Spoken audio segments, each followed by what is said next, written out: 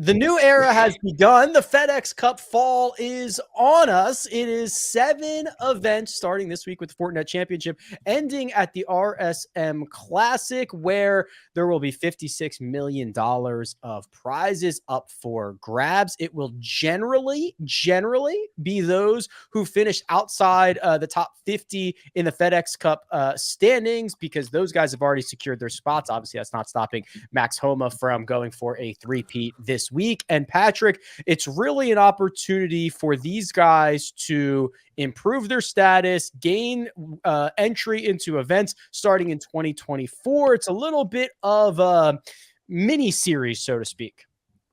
Yeah, a preseason with some purpose, you could say, as well, where the bad teams, the games kind of count for them, but the good teams like a Max Homa, I mean, he's just trying to three-peat and make a little history this week.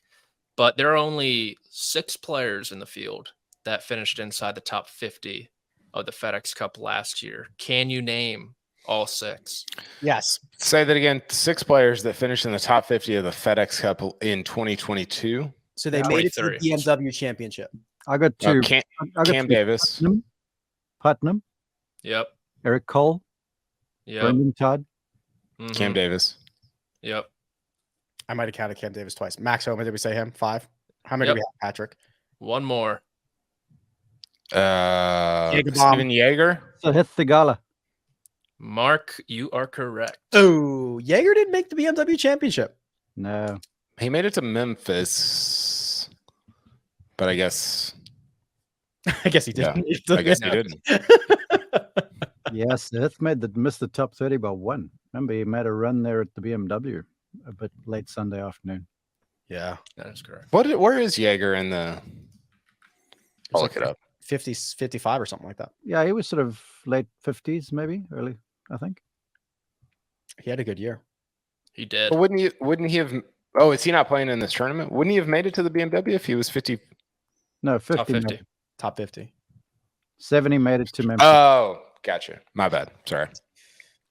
What you're looking at on the screen right now is that, is this true? The FedEx Cup points from last year carry over into the FedEx Cup Fall. That's an accurate statement. Okay. Correct. That's the current top 10, and the top 10 get into the first 2 signature events next spring. That's right. So they're not even wiping this. So no. As of right now, Mackenzie Hughes leads the charge into the FedEx Cup Fall as number 1 in the rankings. Then Nick Hardy, Taylor Montgomery, Alex Smalley, Thomas Dietrich round out the top 5. And as Mark, you mentioned, a lot to play for, because if you can stay in this top 10, you get into the first 2 signature events, which will be Pebble Beach and Riviera next year.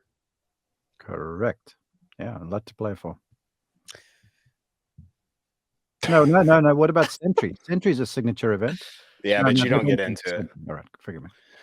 I think what's interesting about this, Rick, is I don't know which season the FedEx Cup Fall is part of, because you're pulling. It's such a weird thing. You're pulling FedEx Cup points from 2023, but you're playing for 2024. Or you're trying to get status for 2024. It's a weird. Yeah. I mean, I think what Patrick said, it sounds cheeky and like silly, but preseason with a purpose is kind of it, right? Not a bad tagline. I will tell you that according to the data feeds from the PGA Tour, they are classifying this as a 2023 event, which means there are now technically 2 Fortinets and 2 RSM Classics in 2023. So for those of you out there dealing with data, it's a nightmare. Well, along those lines, we had a Zoom with one of the tour officials when it was in Memphis about the fall and explaining how the whole thing was going to shake out. And there was the swing 5 and the 10 that advance and the top 10, whatever they're called. And then the rookie of the year. This stretch of golf counts towards this year's rookie of the year. So Eric Cole, for argument's sake, doesn't have it locked up just yet. If one of the other rookies from this last year wins or something, then you could have a race for the rookie of the year title.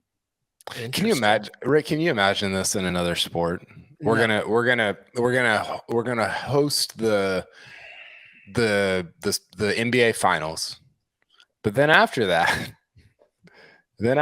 we're gonna play another 2 months, and you can still, I presume, have an MVP. Like, what if somebody wins all 7 fall events or 8 or whatever it is? Or is that the player of the year? Well, it's kind of crazy because, especially in the case of the rookie of the year, because I was kind of thinking that, KP, like, there could be a guy who's the runaway rookie of the year who doesn't have to play in the fall and then gets beat by somebody who played in the fall. What an idiotic sport. Why did we choose to cover this?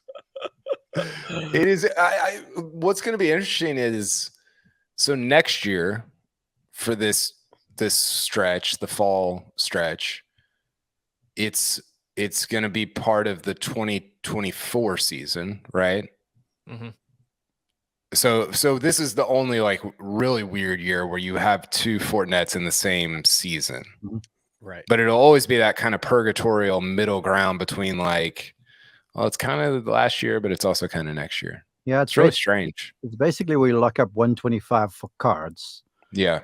And where you allow the guys that weren't in the top 50 who guaranteed into the signature stuff and all the bigger events the chance to earn spots in signature events, etc.